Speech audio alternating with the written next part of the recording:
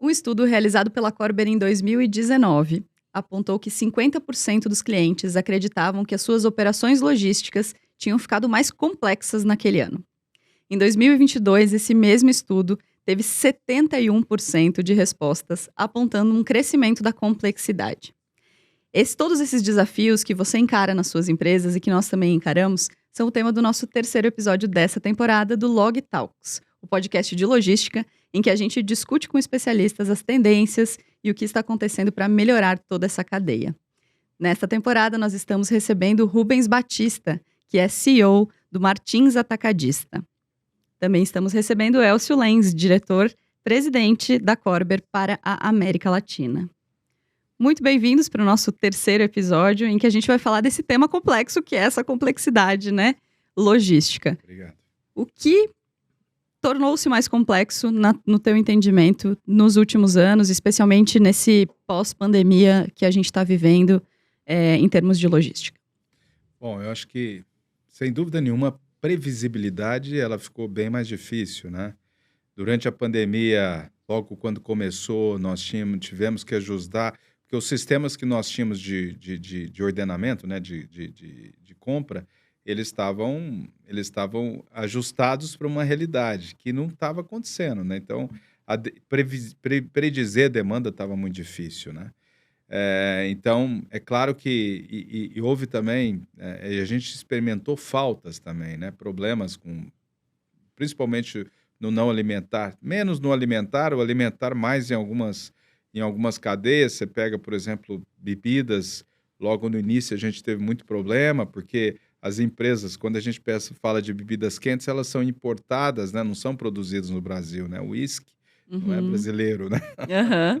Tem uísque brasileiro, mas não é esse que a gente vende mais, né?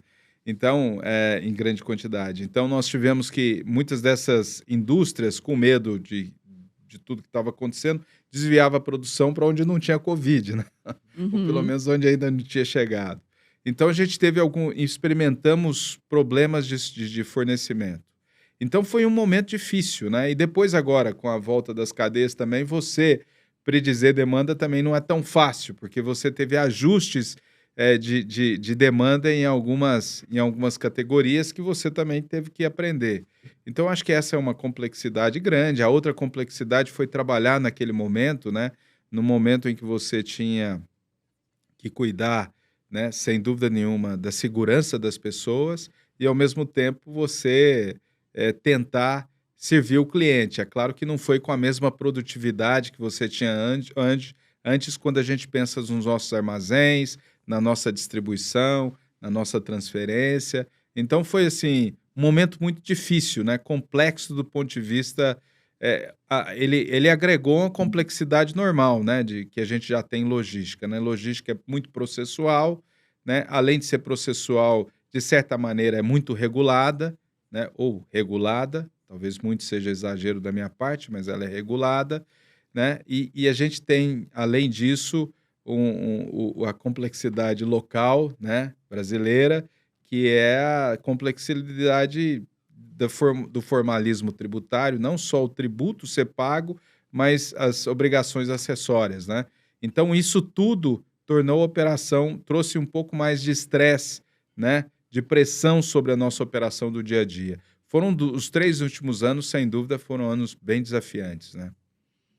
Da mesma forma para as tecnologias que suportam, né? A gente teve o nosso primeiro episódio de todos aqui no Log Talks. Caso você não tenha assistido, faça isso. É um episódio com o Diego da Bayer, em que a gente falou sobre oscilação de demanda, né? Como para a Bayer isso é comum, né? Por conta de safra, entre safra, tem toda essa oscilação já quase que programada. Mas como para as empresas que trabalham em outros setores, essa oscilação da pandemia causou vários problemas, né? E para o suporte da tecnologia... da mesma maneira, né? Um aumento de demanda dos sistemas, um aumento de demanda dos softwares, um crescimento na procura por soluções mais adequadas para atender esse momento, também teve aí uma complexidade grande ampliada. Tem sim. Eu acho que a Covid-19 ela foi um grande choque para nós em termos de ruptura, né? Mas ela não é um evento isolado. Ela teve uma intensidade atípica, né? Bastante singular nesse sentido. Mas quando a gente pensa recentemente no canal de Suez e outros eventos disruptivos que nós tivemos, eu tenho a impressão de que com o crescimento do consumo, da população e do consumo no mundo, nós estamos levando os sistemas logísticos a um ponto de quase estresse, que faz com que as rupturas passem a se tornar mais frequentes. Então, eu acredito honestamente que esperamos que não com a dimensão da pandemia de coronavírus, mas eu acredito que outras rupturas virão, né, e seguirão, né, seguirão ocorrendo de uma forma praticamente sistemática. Nós temos o efeito guerra, né? A guerra da Ucrânia é excelente, né? E o quanto que isso impactou, né, o mercado de grãos e tudo mais, né? Então, na ótica de software, de tecnologia, eu penso que nós podemos ajudar, e nós estamos investindo muito nisso, com inteligência artificial, com ferramentas de análise, porque se nós conseguirmos, de toda a complexidade da operação diária de uma cadeia de suprimentos, resolver de forma automática ou semiautomática 90%, 95% aquilo que é repetitivo e chamar a atenção dos gestores para apenas as exceções, de alguma forma nós estamos ajudando as empresas a tratarem essa nova realidade de escala e de volume com um pouco menos de recursos envolvidos, digamos assim, sob o ponto de vista analítico e humano. Aí eu acho que esse papel a tecnologia pode fazer de realmente ajudar as empresas a olharem para aquilo que é essencial. Qual que é a disrupção do momento, né? Qual que é a ruptura do momento que requer a minha atenção, enquanto o resto a gente toca de uma forma mais ou menos automatizada. Tem um critério aí que também aumentou bastante as operações logísticas nos últimos anos, que é a omnicanalidade, né? Antigamente, lá 70 anos, no início da história do Martins, a gente tinha uma realidade de pontos de contato com o cliente, de necessidade de agilidade diferente, a logística não era um diferencial tão intenso quanto é hoje, né? A logística se tornou esse diferencial, as pessoas compram o que chega mais rápido, muitas vezes em detrimento ao valor que elas vão dedicar àquele produto. Então, a omnicanalidade também trouxe uma complexidade, né? Dentro da Martins, como é que vocês entendem isso? Assim, como é que as estruturas se dividem? Dentro do armazém, há essa integração entre todos esses negócios, todos esses pontos? Isso é um desafio? Isso é mais complexo a cada dia?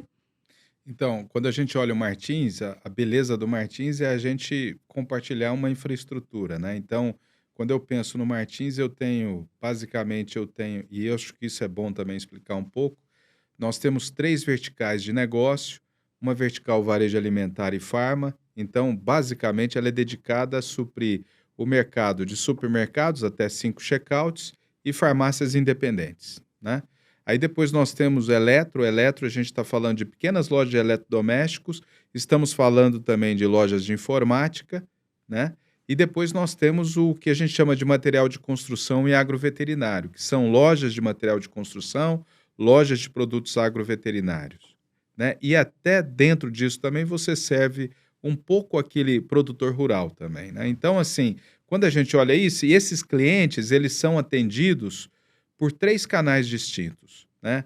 O nosso representante comercial, nós temos uma força de venda de 4.500 representantes comerciais, nós temos um app, então ele pode colocar ele pode fazer o pedido dele num app, ou ele pode fazer o pedido dele também via um e-commerce, né? Via um website, ou ele ainda pode, uma loja eletrônica, ou ele ainda pode também falar com um televendedor.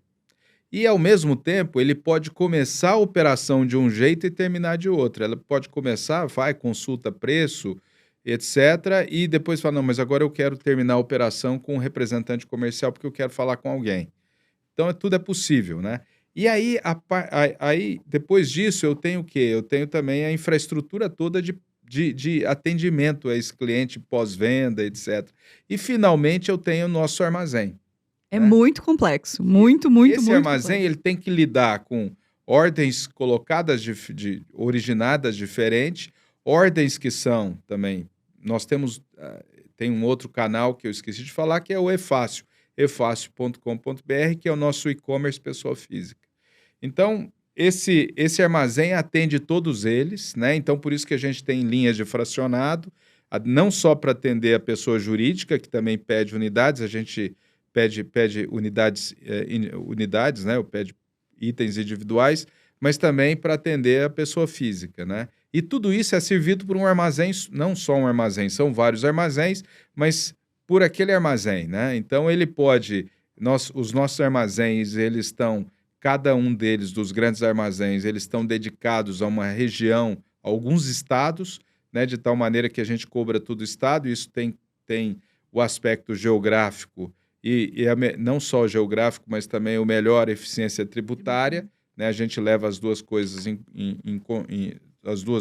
conta, né? Então, o armazém ele trabalha para poder atender esse número de clientes distintos que tanto compra um whisky, como compra também um enlatado, seja uma ervilha, como ele também compra um carrinho de mão e compra uma geladeira, né? E compra uma telha, né?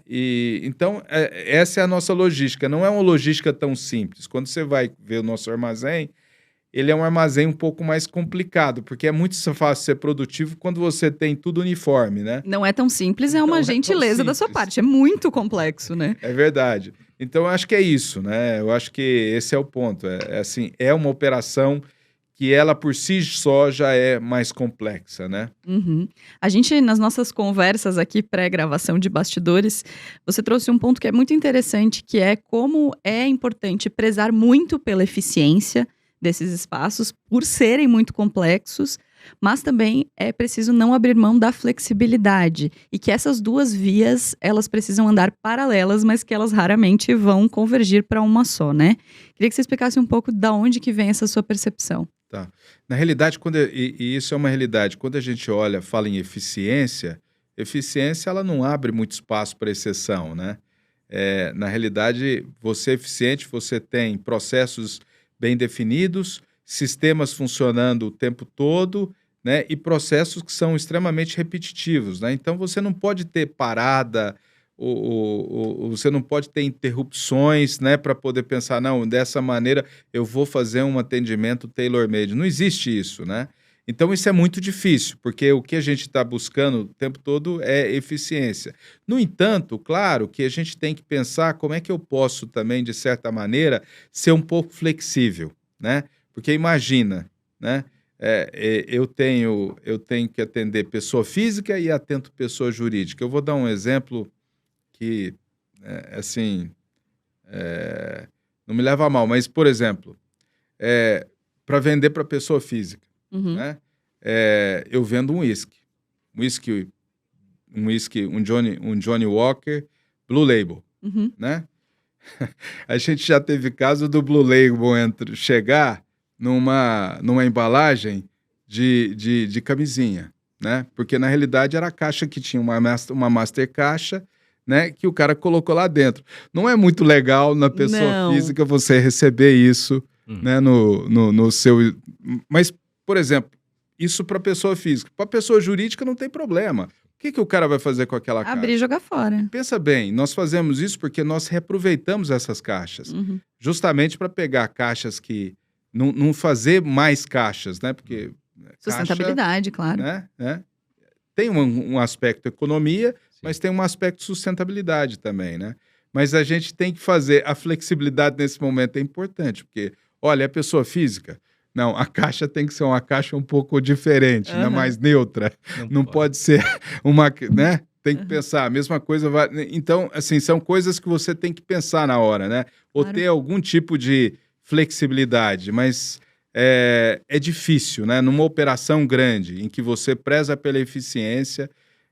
a flexibilidade, ela tem que haver, mas ela tem que ser pontual e ela não pode ser uma realidade sempre, né? Na Korber a gente fala muito de flexibilidade, né? De como a gente tenta entender e como a gente consegue adaptar as nossas soluções. Não só essa flexibilidade que o Rubens trouxe, de um processo que pode ser um pouco mais flexível, mas também a flexibilidade de infraestrutura dos clientes, né? Isso que nós comentamos aqui no nosso primeiro episódio, de um CD ter um tipo de tecnologia, uma esteira, no outro CD não tem essa mesma esteira e elas rodam, né, perfeitamente na mesma solução. Como é que você vê essa relação entre eficiência e flexibilidade e como é que a gente tenta aplicar isso? É bem interessante o exemplo, eu acho que é um exemplo, embora anedótico, né, digamos assim, mas ele mostra que um consumidor exigente que compra aquele whisky, ele espera ter uma experiência e às vezes ele pode se incomodar, né, com uma coisa como essa. É muito interessante. Eu vejo que o Martins já é multicanal antes do termo multicanal ser cunhado, né? E é natural uma empresa como o Martins que olha, e qualquer empresa que olha para o cliente acaba criando internamente soluções para atender o cliente, focar no cliente. E depois o mercado vai tentar entender o que está acontecendo e vai cunhar termos, né, para definir aquele conjunto de práticas, como é o caso da omnicanalidade. Depois há uma evolução natural, né, ato contínuo. Então agora temos um conceito e esse conceito vai evoluindo, a expectativa do consumidor vai evoluindo, como nesse exemplo, e as coisas vão acontecendo, né? Eu acredito que na logística a gente fala muito de trade-offs, né, da lei das compensações, né? Então, flexibilidade versus eficiência. Concordo plenamente com o Rubens, a eficiência ela está na especialização do processo repetitivo e não tem jeito de ser diferente, né? Em algum ponto, nós temos que cruzar as linhas, né, da quanto que a flexibilidade impacta a eficiência, quanto que a flexibilidade, por outro lado, é importante para o cliente, tratar essa exceção ou tratar essa peculiaridade de que o cliente e-commerce exige uma embalagem um pouco diferente, né? E ponderar realmente essas duas curvas e chegar na decisão ideal. Aí entra a informação. Para eu conseguir fazer essa análise, eu preciso ter muita informação. Informação de número, de resultado, informação efetivamente de margem, de contribuição, etc. e tal, né? Eu acho que a tecnologia pode ajudar um pouco nesse sentido, né? E em algum momento, como é esse caso de novo, se esse canal e-commerce passa a ser um canal importante, interessante, como eu creio que ele está passando a ser para essa operação do Martins, nós temos que abraçar essa exceção e criar um processo ao redor dela, de tal forma que ela já deixe de ser uma exceção, eu abro mão talvez um pouco da eficiência nesse processo desse canal, mas eu formalizo e estruturo, para também não ter que a cada vez escalar, chamar o supervisor, chamar o gerente, o que eu faço agora? O que eu faço? Não, agora já temos um processo, sabemos que estamos abrindo um pouco mão, fizemos as contas da eficiência, fizemos as contas e nesse processo específico a margem do e-commerce deveria então ser tal que me permite tratar isso dessa forma e aí a gente segue adiante, né? Talvez seja um pouco nessa linha assim que nós da tecnologia vemos sempre na ótica do processo, né? Uma coisa que você falou, Elcio, eu tenho que concordar, uma mudança grande que a gente está fazendo nos últimos anos, que a gente chama de logística 4.0, a gente está tirando um pouco. Antes a gente montava, o caminhão saía com as cargas montadas já, né, para o próximo, para o transit point, né? Hoje a gente está fazendo um pouco diferente. A gente faz um macro pedido, tudo que aquela região está pedindo, né? E cada item, papapá, a gente manda para o caminhão, e aí a gente pode redimensionar, pode ser uma carreta e tal. A frequência, ela também muda, porque na realidade o cara vai mandando, porque eu monto isso no armazém, à medida que vai chegando, e formou carga, eu mando para aquele local, e lá está sendo feita a separação. De tal maneira que onde eu tenho o CD grande, a movimentação não para, e aí eu transfiro para a ponta, em locais menores, a separação. E tem sido um sucesso. Perfeito. Tem sido um sucesso. Uma mudança muito grande para nós de paradigma. Isso, inclusive, eu acredito que a gente vai necessitar de menos espaço físico nos grandes armazéns. Isso vai poupar, vai permitir que eu possa armazenar mais, porque está saindo mais rapidamente o produto de lá e indo para os locais que vão ser distribuídos, né, para os armazéns menores. Perfeito. Eu não sei qual é o índice de cancelamento, mas deve haver algum índice de cancelamento de pedido e essa postergação da agregação de valor que custa, né, para o último momento possível, nos casos de cancelamento, faz a empresa economizar dinheiro também. Sem dúvida, sem dúvida. Excelente. Esse é um exemplo que mostra como é possível, né, aliar as duas coisas até transformar um processo que antes era considerado flexível num processo contínuo, né, num processo de inovação e de melhoria contínua. É assim que a gente vai ampliando as nossas possibilidades de margem de resultado, né? Terminamos. Muito obrigada pela presença de vocês. Foi muito interessante a gente conhecer um pouco mais sobre o Martins, entender um pouco mais sobre esse negócio que é tão apaixonante, como você mesmo, você mesmo usou o termo, né? E dá para ver como você fala com paixão desse negócio. E é muito bom saber que a Corber, né, está junto com a Martins, então... E há muito tempo, né? Há muito tempo, exatamente. E a gente colabora, né? A gente colabora. Essa parede nós já derrubamos, né? Essa muralha. Isso mesmo. Incrível, muito obrigada. E muito obrigada a você que acompanhou esse terceiro e último episódio da temporada com o Martins. Nós temos outras 2 temporadas disponíveis, tanto no Spotify quanto no YouTube. Acompanhe as nossas conversas, que logo tem mais Log Talks e mais especialistas aqui trocando conosco. Muito obrigada e até logo.